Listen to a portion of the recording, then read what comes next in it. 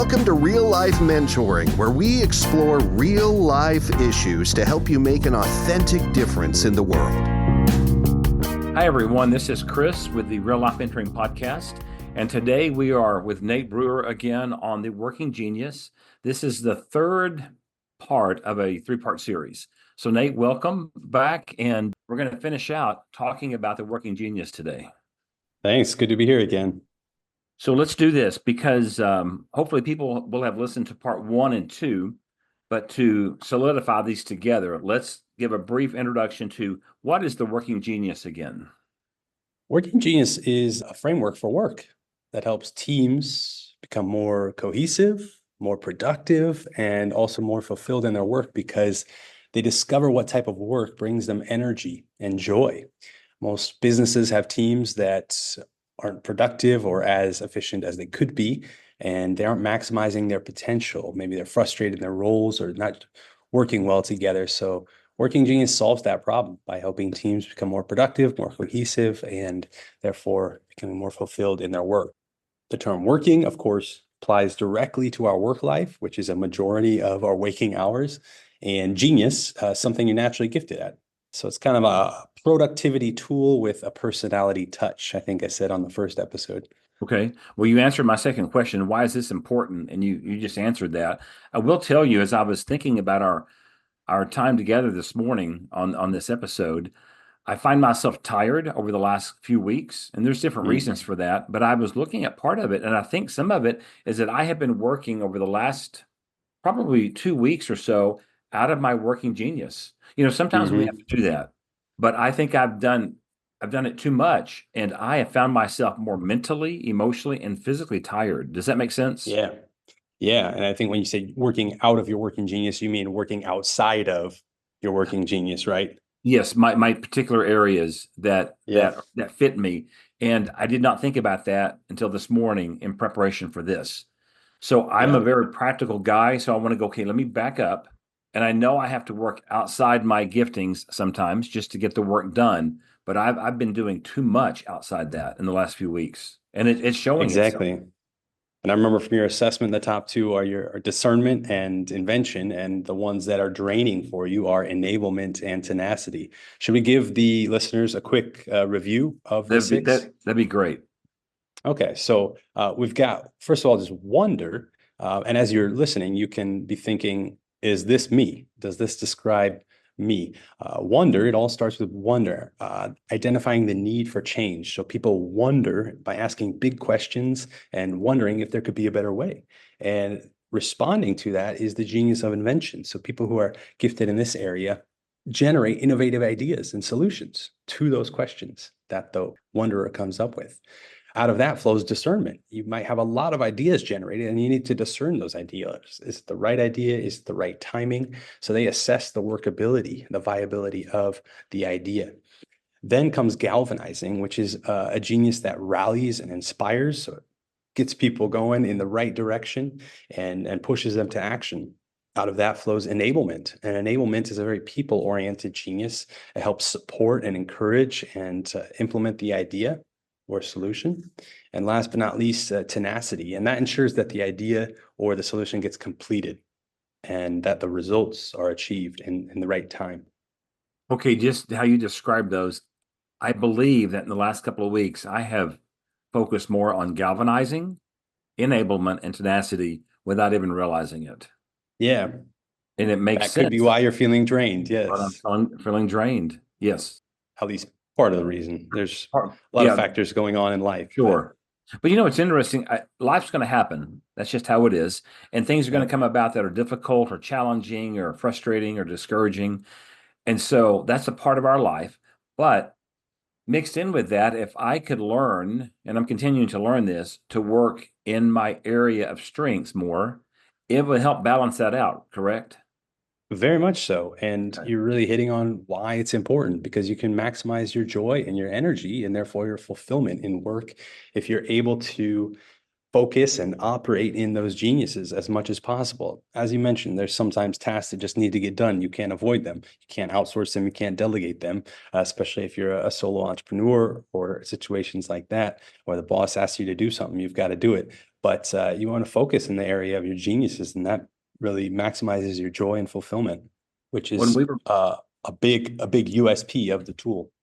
Okay, when we were putting notes together about these episodes, you talked about relationships, specifically marriage, I believe. And so Fahrenheit Real Life Mentoring is about relationships. Mhm. And so let's talk about that, if you would, to take the working genius and overlay it in relationships and what that can look like. Yeah, as you said, this model really helps us understand people better. So it's key for relationships, and that's why it's so relevant for our audience for Fahrenheit mentoring.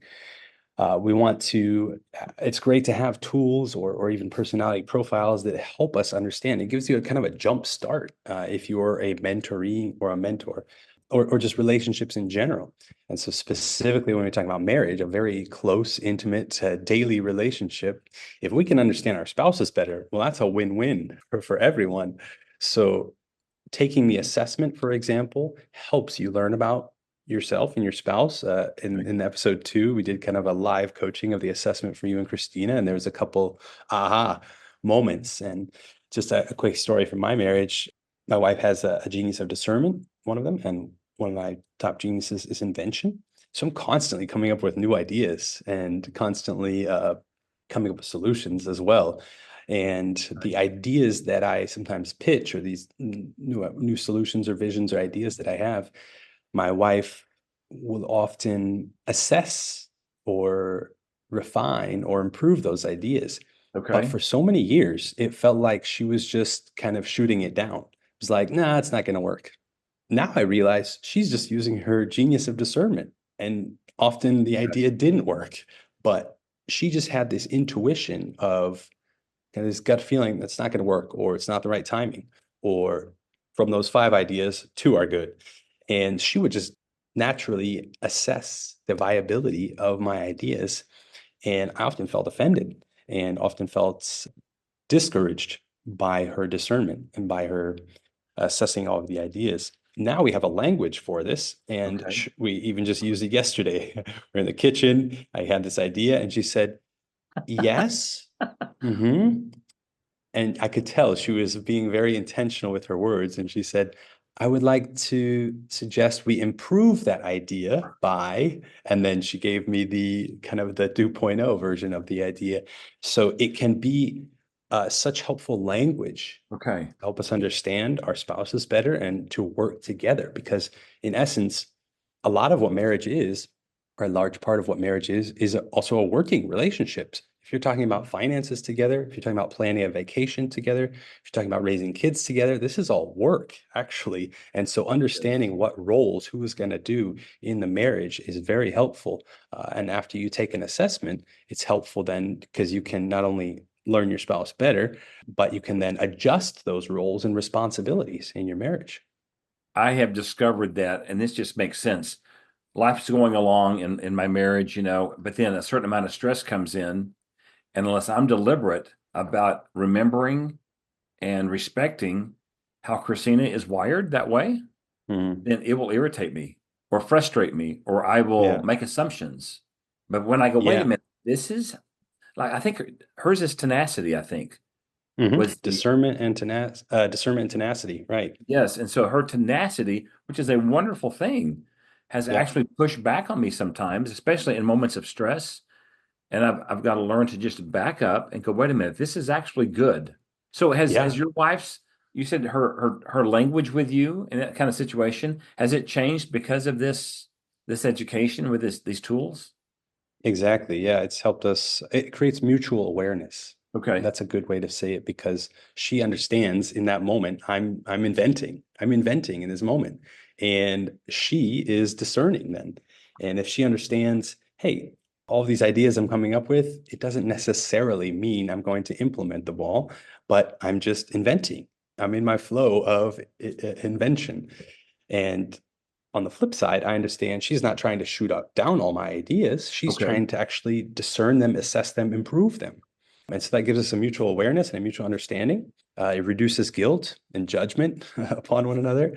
And we learn to appreciate one another more. So whether it's a marriage or relationships at large, this tool really helps us love people and their strengths and give grace for weaknesses and appreciate one another more. Okay, let's go to the aspect of teams, because whether we work with a large team or just another person, it's a team at some point, and we need to get our work done. We want to enjoy our work and have success. And if we don't know some of these things, we can sabotage, actually, I believe, the success of what we're trying to do. Definitely. And all teams want to be productive and all teams want to be healthy. And a large part of being part of a team is the relationship dynamic and then the productivity dynamic. You got to get work done, as you said, and then you're working with people. So sometimes people are messy, sometimes people clash.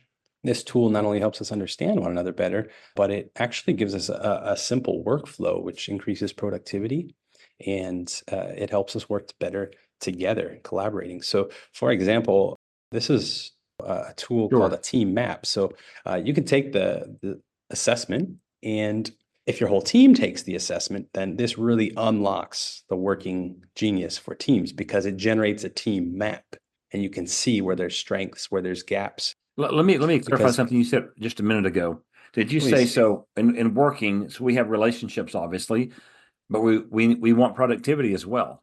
right, If right, I only focus on productivity and I ignore the relationship aspect of it, we're going to have problems. And that happens a lot in the right, workplace.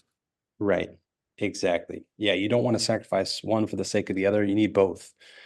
And so Working Genius has implications for teams in two areas, more than two areas, but we're going to focus actually just for this podcast on two Okay. areas. One is the team map, which gives a visual overview of the whole Okay. team's geniuses and frustrations. And we're going to talk for a brief minute about the genius of meetings after this team map. So Okay. it's okay. I'll share the team map with the audience. Okay. So this is just an example of a team map. You see in the middle, going down the middle, WIDGET, those stand for the geniuses: wonder, invention, discernment, galvanizing, enablement, tenacity.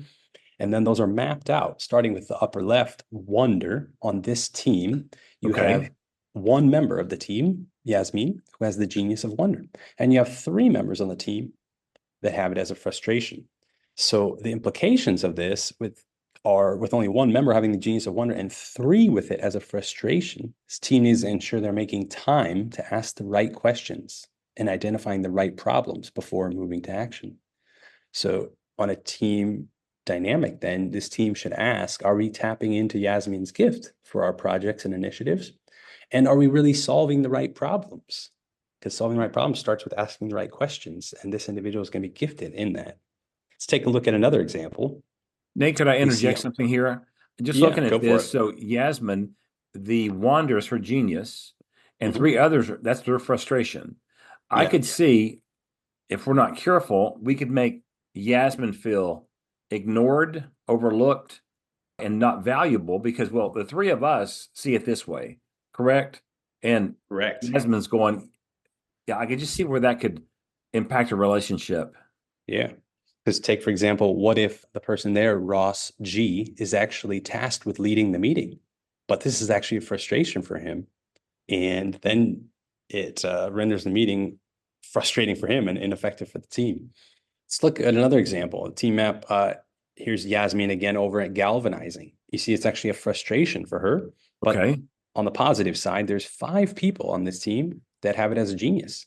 So they have a very strong representation in galvanizing. They know how to stir up energy and momentum, but need to be careful not to rally around the wrong thing. So Okay. this team should ask, for example, in the past, have we galvanized ideas that we had not fully discerned? Or do we keep stirring up energy around the same ideas and initiatives without taking the time to wonder and invent? So these are just key questions that when you have this as a visual, they come forth very clearly. As a nonprofit, we obviously have to have board meetings, and I have seen board meetings go a totally different direction than I had expected and planned and hoped for. And I think this is part of the reason. In ignorance, some of this happened. Mm-hmm. Someone with this aspect of a working genius just ran ahead, and it frustrated the entire room. and we've left board meetings before that were not enjoyable. Mm-hmm. Yeah, and caught Yeah. me by surprise, actually, and frustrated me as the leader. Yeah. It's a great example. Now, here's an interesting scenario. You see Okay. discernment there in the middle. Yes. Nobody on the team has that. So there's a gap. What do? You can hire from the outside, but that might be a longer, lengthier, and financial costlier process. Okay. You can borrow, in an ideal world, from another team, different department, someone you know has this genius to temporarily solve that gap. But you definitely, at least in the immediate situation, want to do your best as a team to put on the discernment glasses or a discernment hat and try to think in this mode. Okay. So the team is in general going to have trouble refining or evaluating or selecting the right idea because there's nobody on the team with this genius. So this team should ask, how does a lack of discernment explain past frustrations or failure? How can we ensure ideas and initiatives are properly vetted before we start implementing? No one has this genius, so no one's going to do it naturally. So we need to think as a team, how do we ensure that ideas are properly vetted before we start implementing them? So these three simple examples from a team map that show us, in one sense, just big picture overview, where are our geniuses and where are our frustrations, but then also key questions that we need to be asking as a team. So I could see where a team would take this assessment and they would be given their results. And again, and I'm still doing this, I need to continue to learn, understand what that means for me and how that affects my role on the team. And then each team member, I can see where we would need to discuss that numerous times to really Yep. get a good grasp of it. Yeah, it's great to have a printout of it hanging in the meeting room.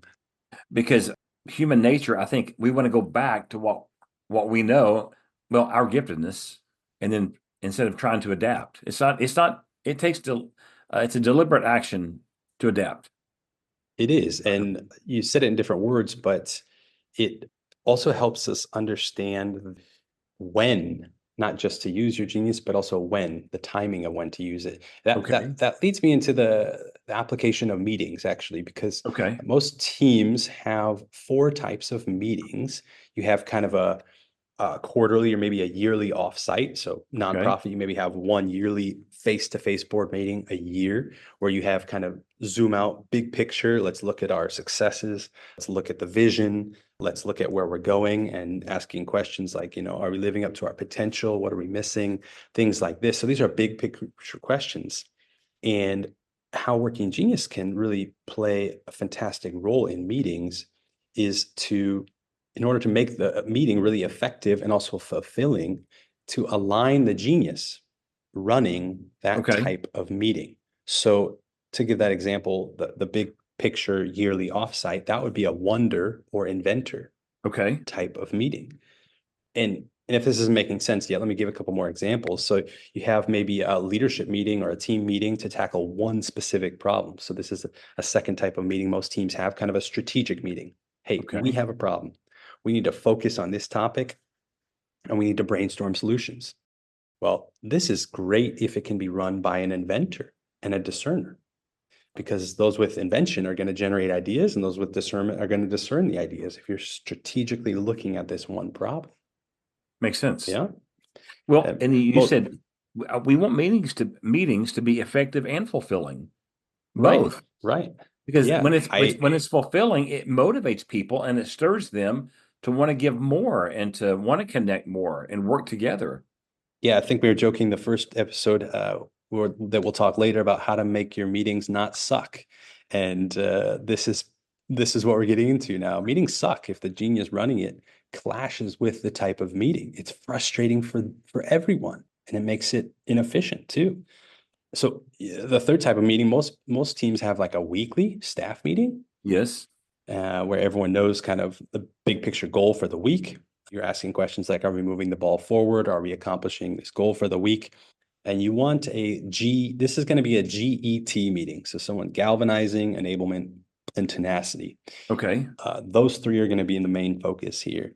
And last but not least, most teams have a daily check-in meeting. Hey, what's everyone working on today? What needs to get done today?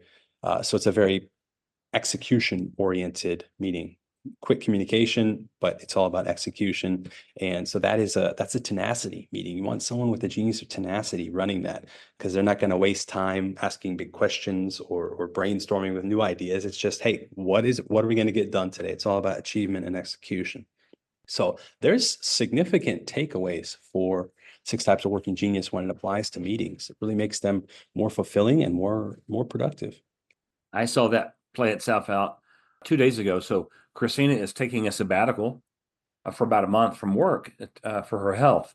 And so she and I needed to meet because we work together and to determine what needs to be done, what can be put on the side. And in that meeting, she came very much in her role of tenacity. I Boom, can boom, imagine. boom. And I was like, wait a minute. And I'm trying to think.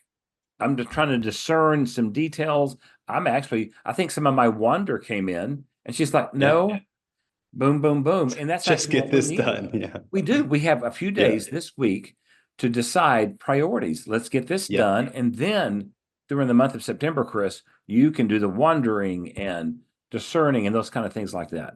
Yeah. Yeah. You guys will do well in balancing each other out to have Christina be in that role of tenacity. The daily meeting of what needs to get done today, and then clarifying what needs to be achieved. She's going to be able to get things done well for you guys and for the nonprofit. Okay. Any other thoughts on any of that concerning teams, relationships? Yeah, it's such a simple tool. That's partly what I love about it too. It's something you can understand in a matter of hours, then apply it directly to your work. It releases energy and joy, and it's directly applied to your work. So for the teams, it's really where the magic happens, able to unlock the magic for teams. Because we train people to be effective mentors, and I still mentor guys individually at the same time. I want to be more deliberate about understanding my own working genius, because I will impact those guys in a maybe deeper way, more effective way by understanding myself more. But I want to find out what their geniuses are as well. Yeah, that'll give you insight into how they tick, and you'll be able to mentor them more effectively. Because it's easy to make assumptions about people. Well, he or she said this, or they didn't say this, or they did or did not do this, and we can make assumptions and totally be off. And that's happened. I'm a very good mentor because I have a lot of years of experience, but I've made some mistakes and I've had wrong perceptions of people.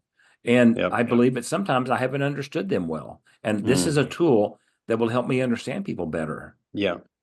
Nate, tell us about some resources if people want to take this further.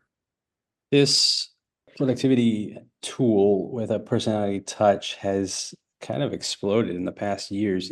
It's relatively new. It's only 4 years old, but there's over 1 million people that have taken this assessment now. So that's a great place to start, is to take the assessment offered on my website. And then also the original creator of Working Genius, Patrick Lencioni, has a fantastic podcast around this that I can definitely recommend. So if you go to my website, I have a link to their podcasts and to videos and articles. But I would say the first step, take that assessment, because that really makes it personal, makes it relevant for your life. But for those of you who are already listening to great podcasts like Fahrenheit Mentoring and want to add another podcast, I can definitely recommend 6 Types of Working Genius podcast as well. Okay, so that I've taken the assessment. I'm still learning. It's very fresh with me, but knowing that there's a podcast with episodes geared toward this, that's where my next step is, to help me understand it and grab a hold of it more effectively. Definitely.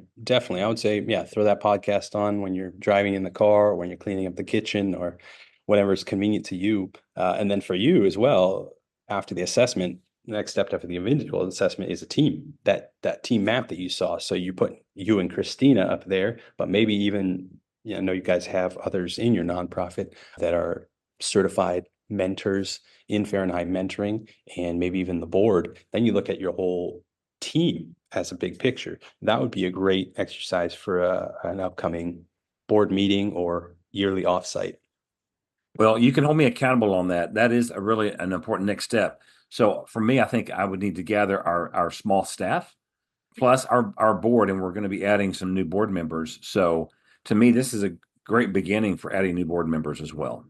Yes, to definitely. understand one another. And I can tell you as a leader, I have not led as effectively at times with the board and with people we work with at times. I've gotten too focused on my gifting and I've overlooked other people at times.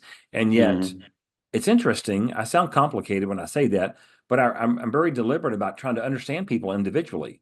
Yeah, yeah. But when I'm in a hurry, when I'm stressed, when I want to get something done, I will overlook the giftings of other people. And I don't want to do that. Yeah, that's human nature. Don't beat yourself up too hard, Yeah. but that's the ideal to strive towards that we all want to pursue for sure. Well, any other thoughts before we close? Yeah, we had talked about what could be something special for your audience, for the listeners, a Yes. bonus to offer the Fahrenheit Mentoring Podcast community. And I thought for the third episode, I could say the first 3 people who Okay. share this Fahrenheit Mentoring episode on their social media, so Facebook, Instagram, whatever you have, will receive 33% off from an online workshop for their team. So that is also, I forgot to mention that in terms of next steps or resources to continue discovering is to take your team through a workshop. But the first 3 people who share this on their social media will receive 33% off from an online workshop for their team. So just send a screenshot after you share it on your socials. Send that screenshot to my email or to Chris's email, and we'll make it happen. We'll make it happen. Okay. And that does not, I'm not included in that. I can't count one of the first 3. Anyway. Well, if you're the first, no, definitely. We'll work something out, Chris. We'll work something out. And if you want to do it for your board nonprofit. Again, this is the third part of this series on the working genius. So Nate, I want to thank you again for sharing your working genius with us. And I understand more open doors are happening for you using this tool. And so I'm excited about that for you. And so we'll have information, links for Nate's work with Working Genius for you to contact him as well. So I want to thank you for joining us today. If today's episode has been helpful, would you please like, subscribe, and share this with others? And if you want more information on mentoring, you can go to FahrenheitMentoring.org, which is our website. So I want to thank you again, and thank you for listening.